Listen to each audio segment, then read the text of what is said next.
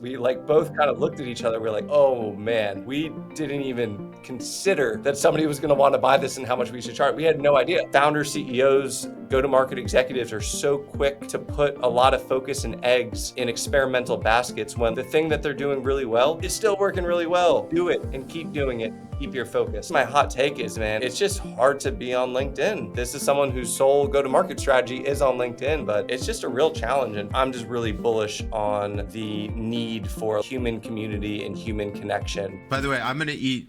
So we have these just for you guys. So one of the things these are the Valentine's Day promotion for Scale. And it's what are these things called? These little hearts? Candy hearts, sweethearts, candy hearts, and they have sort of fun founder / tech little messages on them. So I have them because I have to give them out, but I've been eating them, and I'm gonna eat. Yeah, Dale's gonna be so pissed, but I'm gonna eat one right now. I received them in the mail, and I thought they were fabulous. And then Corinne ate one and was like, "This tastes terrible." Really? Yeah.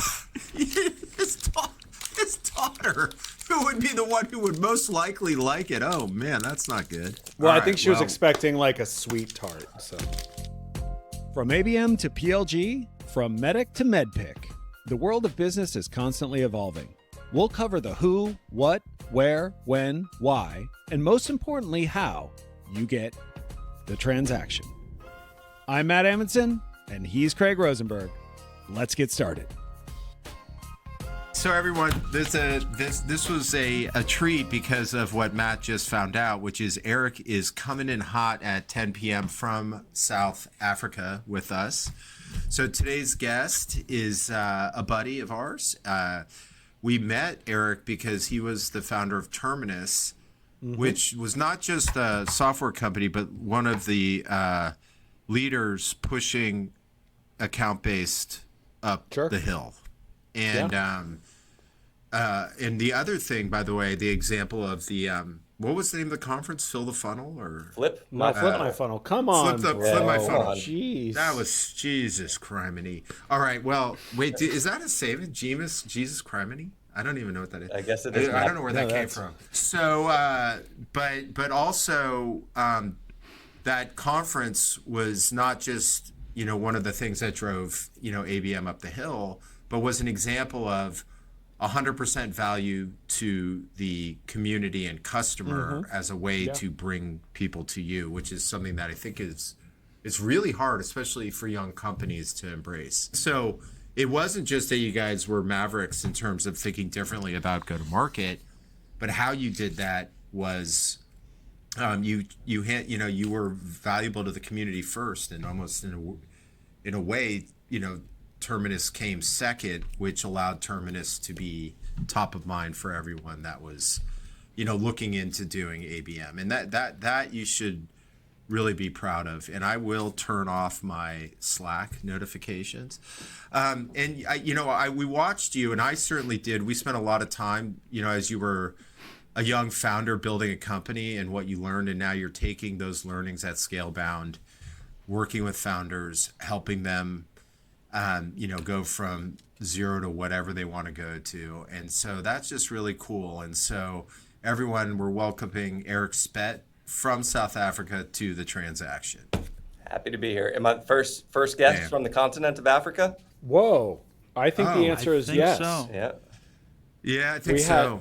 We had the European continent. There we go. Let's worldwide. And the good news is your internet's really good. We did a European one. We couldn't hear anything. Don't worry. I'm in a heavily venture-backed startups office. We got redundancy down here. I got a Wi-Fi port beaming into my brain. All right, so let's kick this off with the first thing we lead with is to ask you to tell us a amazing go-to-market story. Could be funny, could be heroic, and tell us the story and what we can learn from it. Yeah, absolutely. I've got the story ready. I'm gonna have to figure out what we can learn from it, but well, we can figure that out together as a group. Yeah, I like that. That's perfect. So yeah. Hold on, Eric. Before you go, Sam would like to jump in and say to the listeners, Eric is about to jump into his story. Thank you. No, you're not doing that. Okay, go ahead. Oh, Eric. I was just surprised you didn't say the name of the question. We've got it branded for a reason. I know. Come I on. stopped, Matt. I feel like, Matt, that was early product marketing, and now we don't need it. It's part of the show. Well, what was Okay. it? Well, basically, it was Matt's idea to be like, because the stories we would get the shows with stories were the shows that won, and Matt's Yeah, like, well, then just ask him to tell a story up front. And so we were calling it the 2.1 version of the transaction because it was Matt's feature enhancement, and it's been amazing. Like we get the best stories, yeah. And so, okay, And that makes sense. Matt, And great job as a product leader. with Scalebound, in our coaching groups and in the one-on-one coaching, we try to distill as much knowledge as possible through stories because they stick and they're far more fun for everyone that has to listen. So with that in mind, let's see the story. So I'll go back to the first ever deal in Terminus history, the first ever software recurring revenue SaaS deal. We had started as a tech-enabled service. We knew that we were trying to get to be a software product, but our path to get there was just to start selling whatever we could, and those were managed ad campaigns at the beginning. And so we had built a bunch of modules and components of software, and we were like finally at the point where we thought we could package up as a like automation software product. We called it Terminus Automation, and me and my co-founder Sangram, we were in a little tiny huddle room at the Atlanta Tech Village, talking to this customer. I don't even remember who it was, and we gave them this demo, and they were like, "Yes, like this looks awesome. We want to buy. How much is it?" And we realized we like both kind of looked at each other. We're like, "Oh man, we didn't even consider that somebody was going to want to buy this and how much we should charge." We had no idea. We hadn't even discussed it. So we literally, we kind of like messed with the laptop a little bit. We jiggled the screen a little bit like that.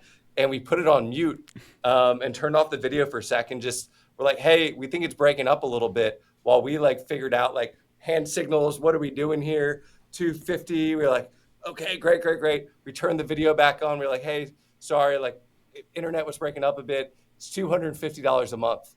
And they probably laughed because they knew that they were getting a deal. But that was the first MRR coming into the business, $250 cold hard cash.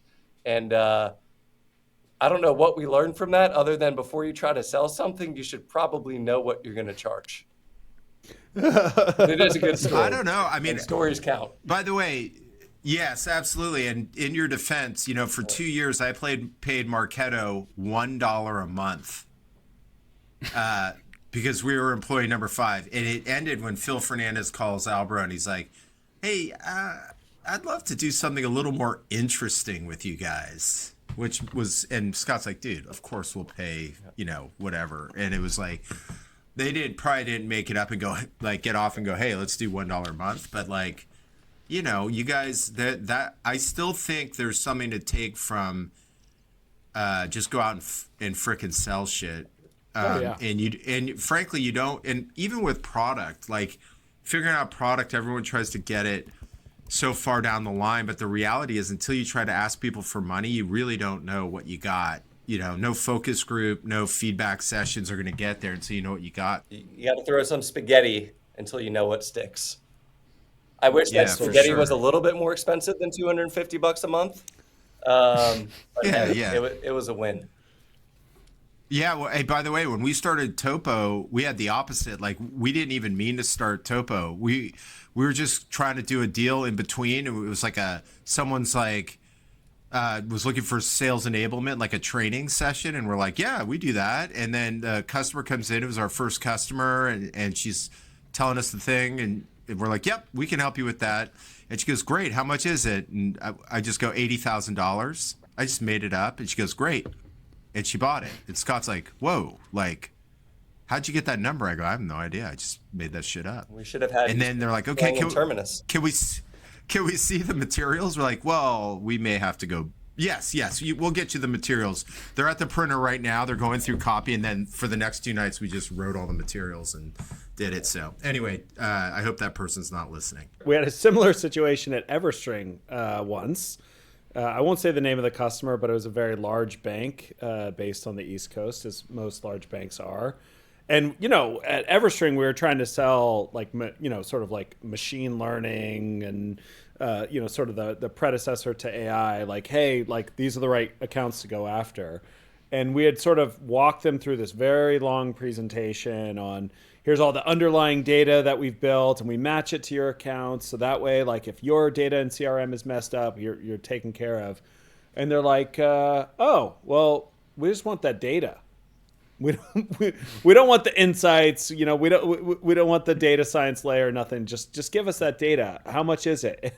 Our sales rep was like $400,000, and they're like, sweet. And we were like, all right, like we hadn't sold anything over 6 figures yet, and we're like, oh right, that's amazing.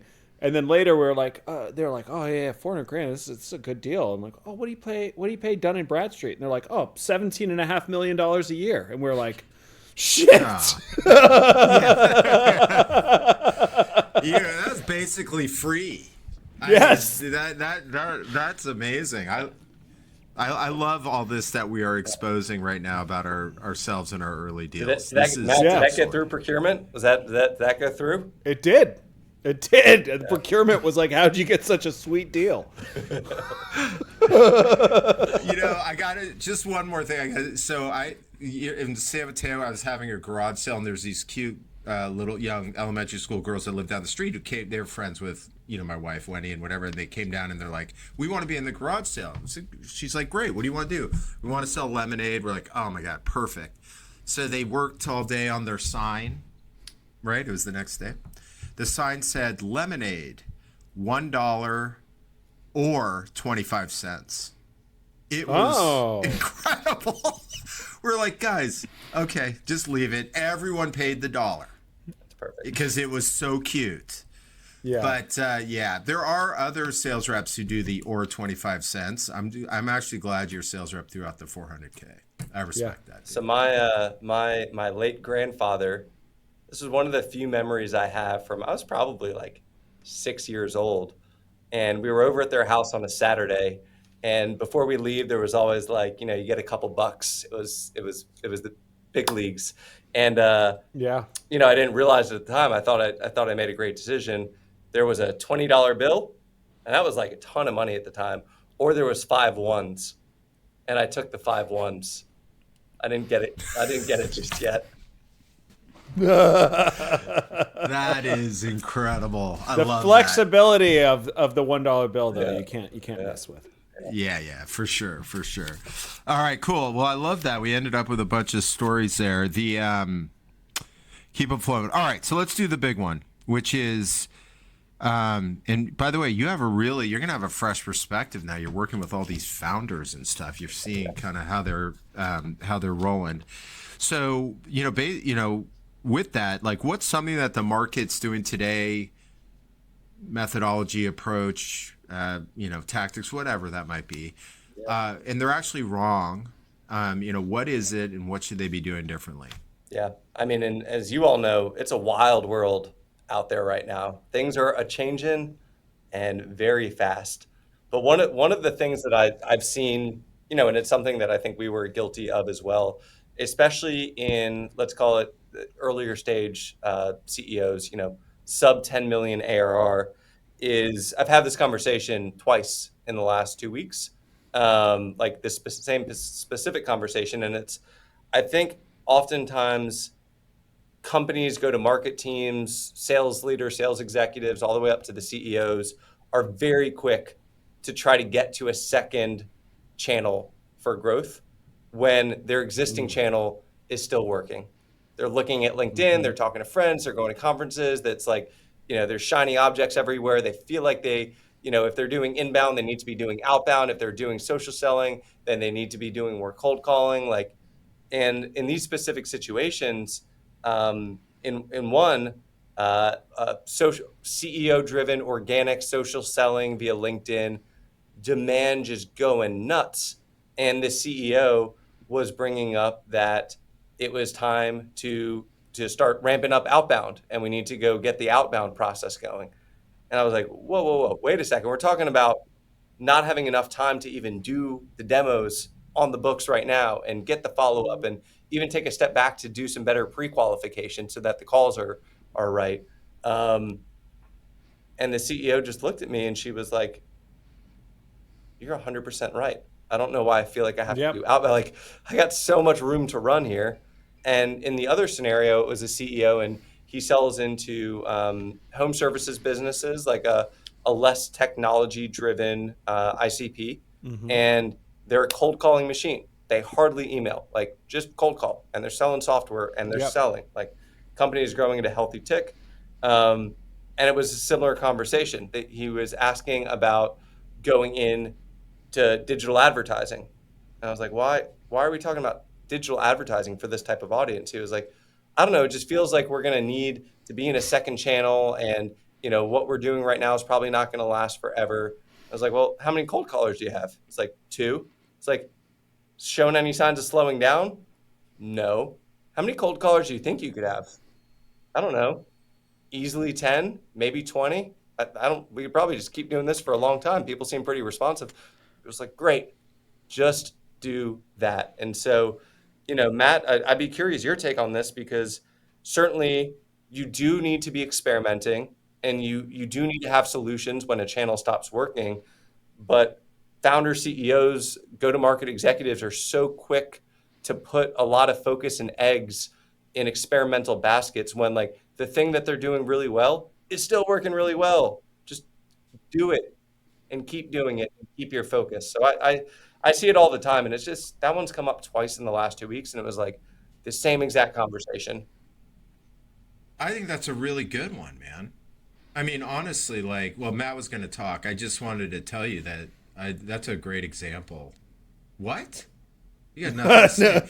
Well, I mean, I think he said it best, right? Like, I got advice once from really, really smart marketer who said hopefully not every Craig. early stage. Not advice from Craig.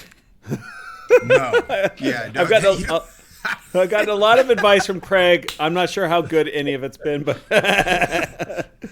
no. But I got great advice early on in my career, which is that, like, 1, mute your phone. 2,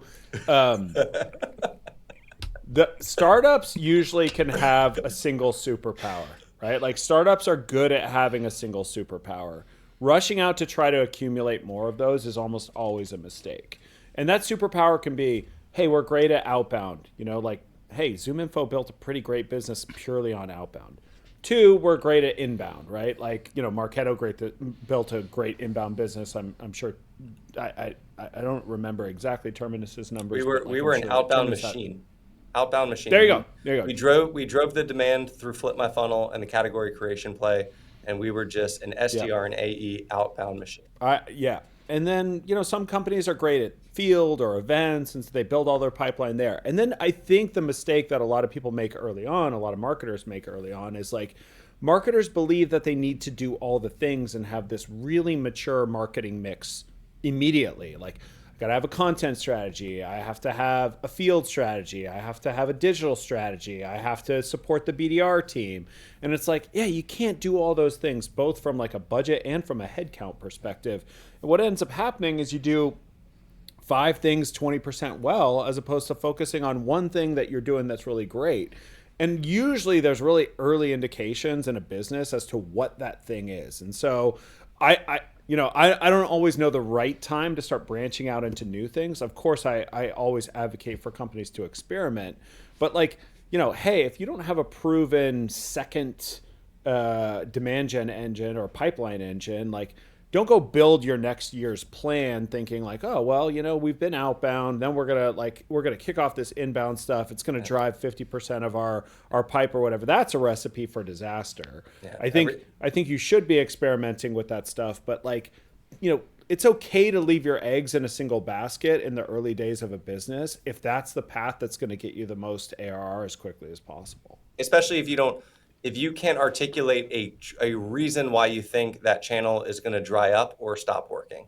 If there's a great argument for it, so be it. But more times than not, there's no rationale other than something related to FOMO, something I saw on LinkedIn, something I heard on a conference. Oh, it just feels as if. I think, by the way, another guest on the show, David Politis, you probably know him because he's ATL / New York.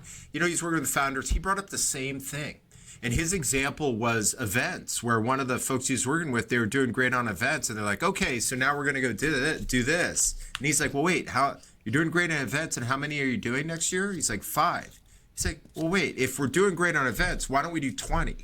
And like what you said, like the guy doing outbound, he's got 2 outbound guys. By the way, I learned this years ago from the SEO, like early days paid search guys, because they were all consumer, and at Tippett, we brought them in, and we were all enterprise B2B guys. We were learning from them, and the guy, they just walked in the room and they said, the color pink with I'm making this up, 10 font on these channels is working great.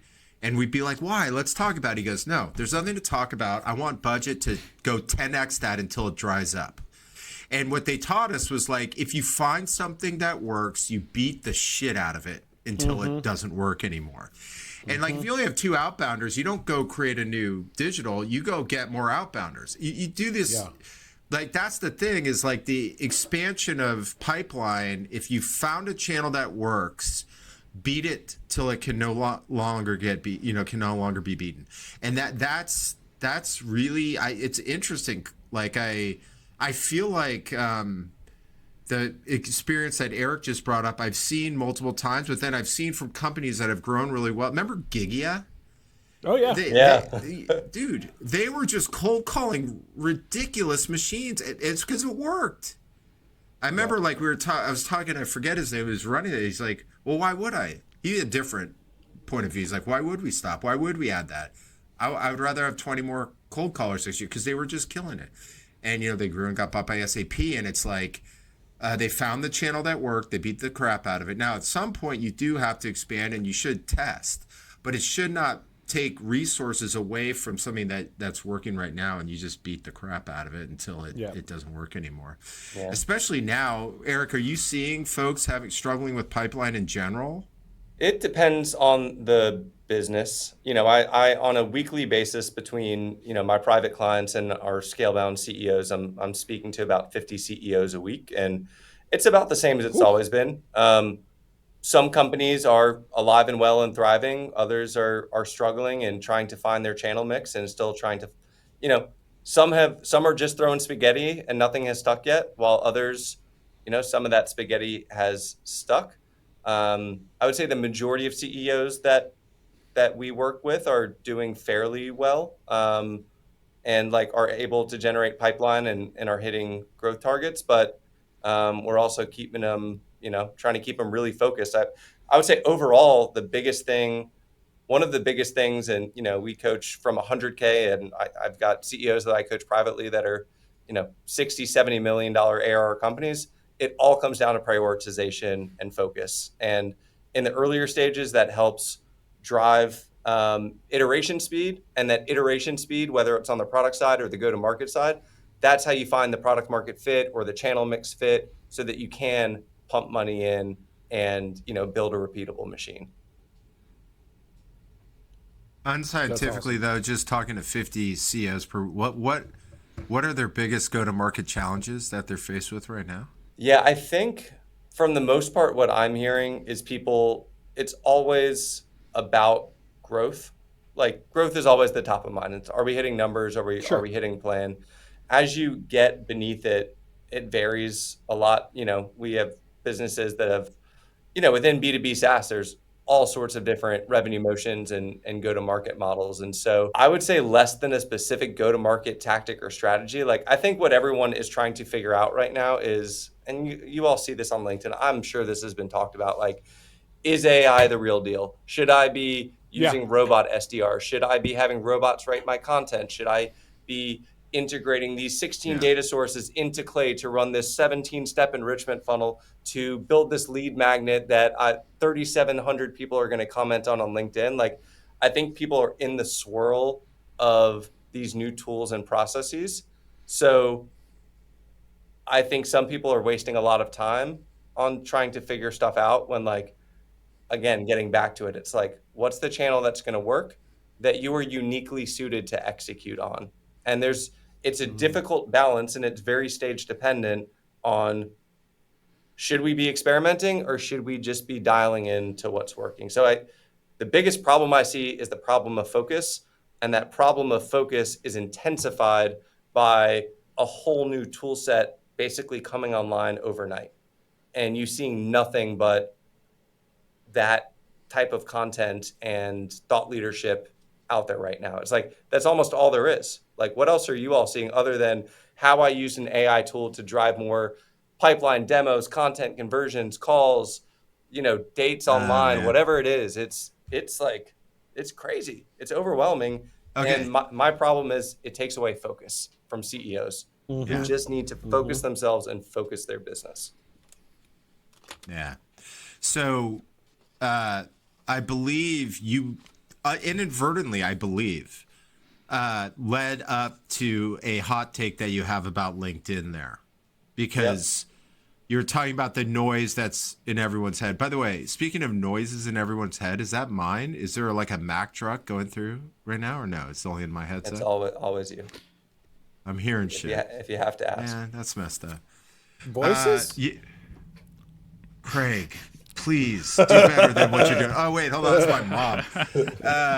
No, but you did, when we were talking before, you did have this hot take, which I thought was really important, and then you were talking about the clutter. We all are. Everyone's faced with the clutter, and I think it's a really good point. But you were hot taking on LinkedIn, so I think you've queued yourself up. Let's hit it out. Yeah, well, honestly, I think what I was doing was projecting. But I'm guessing. So listen, here's the deal. I've never been a social media person. I've avoided all personal social media. I dabbled in like Facebook in college and was on Instagram for like a year and got on and off a few times. But like by and large, I've been no social media kind of human being, and realized that like for me personally, and this is no judgment, but like the cons outweighed the pros. And I realized that every time I tried to dabble in. And so now building Scalebound, especially with what we're doing and selling, we're selling knowledge, we're selling perspective, we're, selling stories. And so the place to do that is where all the B2B software CEOs are, which is on LinkedIn. And so when you talk about our channel of focus, we are 100, we're not sending emails, we're not doing newsletters, we're not there yet. We started Scalebound groups about 6 months ago. We've got about 35 members, 350K of ARR. It's going great, but it's still super scrappy and super bootstrapped. And there's money, we can fund this thing all day, but there's not time to go broad. And so I'm spending a ton of time on LinkedIn, and it's awesome and it's working, but boy, like it takes maybe one scroll max for the hedonic treadmill to kick in and to see someone who's doing better than you, and to see someone who started 6 months ago and has 37 million in ARR and 1,000 comments. It's like, and I'm exaggerating here, but it's become something different than it was for a long time. I think for a long time it was more of a business forum with very business specific posts and format. And over the last few years, it's become Instagram. It is a highlight reel, and it's about hooks. And when you try to figure out how to write good content, it's all about the hook. And what is the hook? Something it's like writing a headline for the news. It's meant to draw out emotion and provocation and all the psychological stuff that gets you to pay attention to something. So I guess my hot take is, man, it's just hard to be on LinkedIn. And this is someone whose sole go-to-market strategy is on LinkedIn, but it's just a real challenge. And for me, it's anxiety producing, and I know it is for so many others. And I also know it's a highlight reel, and I know CEOs who are posting these things that look so glamorous, and I know the real stories, and they're just like all of us. And yes, there's some great success out there, but it's no different than Instagram. It's no different than YouTube. We might have to delete this segment because I don't want to get like hit on my algorithm for saying this stuff. Shadow ban. They're probably having their algorithm and their robots are crawling the transaction, and now I'm going to be screwed. So we might have to bleep some of this out. Oh man. Yeah, I mean, It's in my head. You see? Yeah. Look, I'll change my tagline to a competitor. It'll be great. That let's tag LinkedIn on this post. actually, what a great idea with the deep fake stuff. You just go in there and you have your competitors just kill their algorithms. I'm Jim Smith, CEO of Eric's big competitor, and here's the thing. No, actually, but to your point though, if you what you're saying is Buck's conventional wisdom. You know, and LinkedIn is a place where a lot of people are sort of if you take just the preach comment or the go for it, go girl, like everyone's there as this like their biases sort of come out like any social media. I think the way to stand out would be to go with the, you know, contrary opinion, like a challenger. We're gonna start calling them challenger posts. Yeah. So and LinkedIn's not gonna do, but I know you were just kidding. But I do think you're bringing up a tough one for the folks that aren't sort of socially inclined before this, which is you got to be on LinkedIn right now, right? And you have to do well on LinkedIn, so you got to be in there producing, but not always scrolling, because otherwise, you know.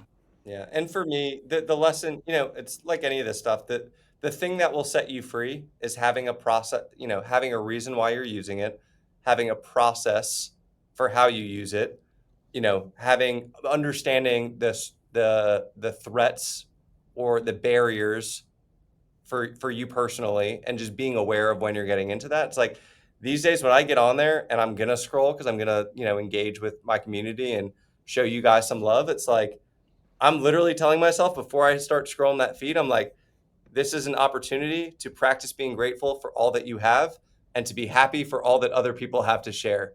And let's leave it at that today. Let's just leave it at that. It's like a mental training ground.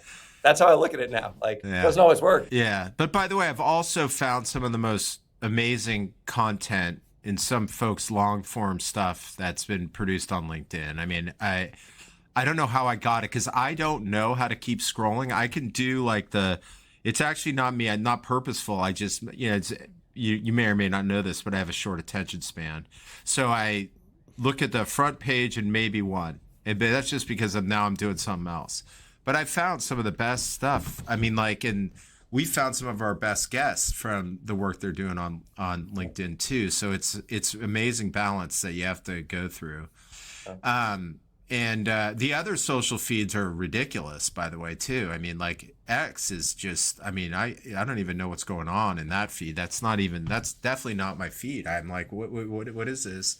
Like there's fights all the time on there and like political stuff. And I used to just go on there to figure out 24/7 sports and football scoop and try to figure out where all the football action and basketball, it was like sports plays. But it's like, it's so interesting. The feed has always been a suck, and you got to be careful. I worry about that with my kids, man. I watch them on TikTok or Insta. I don't know about you, Matt, but it's like, and they go fast. I mean, I try to get my older boy, who used to love movies, to watch a movie with me the other night. That was tough, man. Unless they're locked in the theater, man, it's hard because they're thinking at they're thinking like a feed.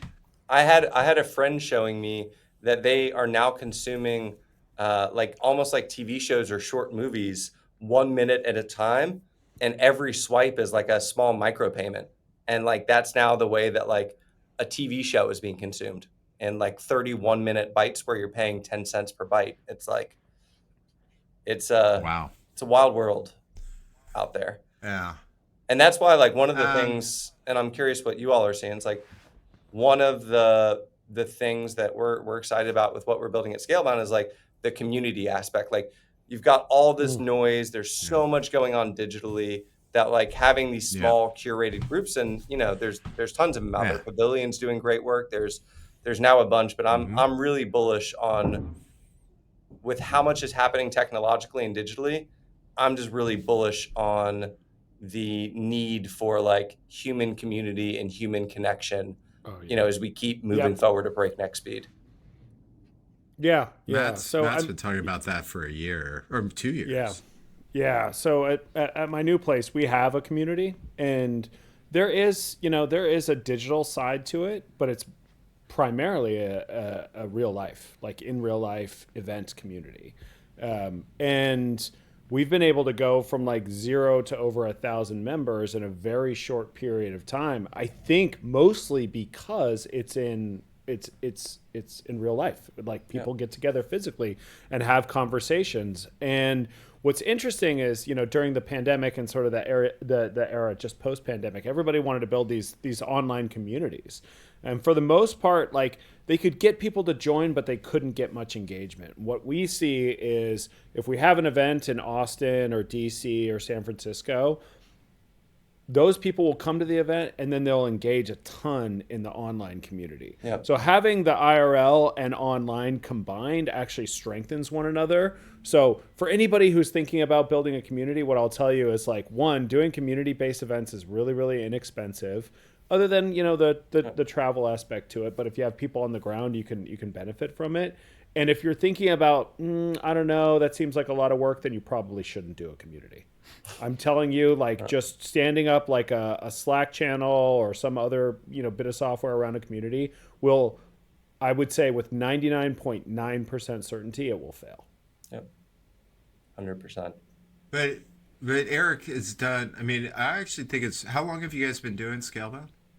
So from a coaching perspective, I've been coaching CEOs for 4.5 years now, which is wild. Yeah, it makes sense. Scalebound, the ideation started about a year ago, and we came to market about 7 months ago. Yeah. So you may not know this, but the amount of people you have in the community already, considering who you're serving as founders, is great. And what that tells you is that is exactly what your thesis is these folks want to talk in a curated group without the noise about the things that matter to them, and frankly gravitate towards the advice that they get from those same people, or the idea sharing. And I think it's a big deal. So I think that is going to be the benefit of all this, all the noise in this world of feeds, is that that folks that are able to have and find communities where they can, have these types of engagements, they're gravitating to it. It's always been a thing. Matt likes to point to Marketo Nation, and that was remarkable. That was 12 years ago, right, or something like that. But now the noise is deafening, and so having that, we have really good communities here at Scale that Matt helped me build in the first place, and they're just thriving. We haven't done a ton of the digital side, because I believe you start with the physical and then bring in the digital once those relationships are built. And we'll do more with that this year. But like the community side has been amazing, and people really appreciate it. And the other thing, it's like, how every time people do events are like, and it's the networking, but it's not really the network, because you're kind of in a big event and you don't really know anybody, and there's all these randoms, there's consultants everywhere, people trying to sell you shit. That's the other thing, is like Eric in your group and Matt's, is like, that's real networking. I've seen that right now firsthand at my events. Like people actually leave going, no, actually I did network, and people are meeting like their friend. Like these are folks that they can count on. It's actually really hard to do in a random event, and so that's another really cool thing. Yeah, it was interesting. We were having a conversation, and my business partner at Scalebound is you guys probably know him, Rob Foreman. He was the Co-Founder, President, COO of Sales Loft. That guy's epic. Mega exit, mega man, great dude. I've known him, 10 plus years, and just salt of the earth. And we threw together like last minute, like 2 weeks notice, December 9th, I think it was, like right in the thick of holidays. We threw together, a Scalebound breakfast event at In-Town Golf Club in Buckhead in Atlanta. And, we had 120 register. We had like 90 show up for a breakfast, in the thick of holiday season. And Rob and I were just, huddled together for a second. And he looked at me. He was like, why are all these people here? Like, why are they here? Like, and when we, had our leadership meeting the Monday after, it was like, all right, there, Rob loves to say, he likes to use the term there. It's like, there's a there. Now we just need to figure out what it is. And it was so interesting because the quality of people was so high and they came together so quick. And I was like, we were like, don't they have better stuff to do than be at like our event on like breakfast in the middle of the holidays? And most of these people have kids. Like, what's going on here? And it's like, people are so hungry for great curation. Yes. And I think that need is only going to get stronger. By the way, Craig, that we live in a world of feeds. I don't know if that's like a common nomenclature, but that's brilliant. I've never heard that before. Well, don't mind if I do. Yeah. That's a keeper. Yeah. Oh, I appreciate that. Sam, write that down. Sam will chime in to the audience. I'm currently writing that down. By the way, that was great. And one note on Rob Foreman, the greatest guy of all time. And it's funny because those events you guys used to have in Atlanta, I was older than everyone there, and these guys like to drink. I'd go to the dinner. I'd always sit next to Rob because he's the most interesting guy doing real things for the world, not just business. Like this, he is. And I'd just be there, and I'd have to hang out with like all these 20-something taking tequila shots and whatever, and I just keep looking at him, going, "Dude, I know you're gonna think I'm drunk or crazy, but you are the greatest guy I've ever met." And he's so humble that would piss him off. But I didn't know what else to say. He really was. He really was. And so, Rob, this is my message to you. It had nothing to do with the fact that I was hanging around with 20-somethings rolling around Atlanta the night before and the next morning. You are one of the greatest guys ever. That's a great partner. Yeah, and alcohol was in those days. No longer in. It's out. That was the thing to be doing. Alcohol is out. Why didn't you tell me that? Can't even talk about it anymore. You're gonna get shadow banned. Is this gonna get censored? I'm gonna get shadow banned. Yeah, you're not gonna be able to monetize. Yeah, we're definitely not gonna be able to monetize. There goes the Heineken sponsor. Hey, buddy, we'll save this one for TikTok. Yeah, we'll save this one for TikTok. And by the way, I just going back on your holiday event, I love the quote that Rob was like, "Wow, you guys are saying something really interesting, which is, for some, when you're starting or you're just doing events with people that have not created that community attachment to you, you have to really be extravagant. But if you've really built a community, you can, have impromptu events at, you wouldn't have it at Waffle House, but you might. And by extravagant, you mean like having like Craig Rosenberg come speak? Like keynote speaker? No, you should do that no matter what. It's $25,000 per keynote. No, what I mean by extravagant is like, it's got to be the most expensive place in town. Sure. It doesn't. Honestly, I think right now we spent $1,200 on that thing. Awesome ROI. So it wasn't Waffle. You got massive ROI. There's there, as you guys like to say. Yeah. I'll test this, but like this weekend we're doing. Matt will go. Obviously I couldn't get the All-Star game tickets, but I got the celebrity game, which sounds fun, and the practice, and like we're full. Like everyone's gonna come, and it's like that's something unique. But it wasn't. I didn't have to get a suite at the All-Star game for $150,000 and serve, champagne and caviar. I think it comes down to know that they're going to get value. People. It comes down to the people. Yeah, it does. It does. Bring a bunch of great people to a sterile conference room and facilitate a great conversation, and that's great. People will enjoy it. I totally 100% agree. When you build a reputation that you're going to have this curated room of people that they can't wait to talk. They're going to come, and and as you said, in a sterile conference room, You didn't react to the Waffle House references for your events. I was I would go to one at Waffle House. The clock Actually, is I about go to Waffle. I got it. The clock is about to strike 11 p.m. for me. I might be slowing down cognitively. We appreciate the Atlanta Southeast Waffle House reference. That's right. Now you need to drop Maybe some at the Waffle Outcast. House. We'll take some Outcast, and then we'll call this thing a wrap. Dude, speaking of Outcast, all right. This is my favorite, because I used to be in Atlanta all the time. I was hanging out with you. I was hanging out with Kyle. I was always down there. And I went to Shake Shack right there in Buckhead. Right, it's like in that shopping he center. loved that Shake Shack. It was unreal. I tried to get him Yeah, to it go was- somewhere else, and he made me go to the No. Shake Shack. Go ahead. Yeah, As you were. yeah. You wanted to go to Gus's. I love Gus's, but I know you do. But who was there at the Shake Shack? And we will add this to the show notes. I will send this photo to Sam.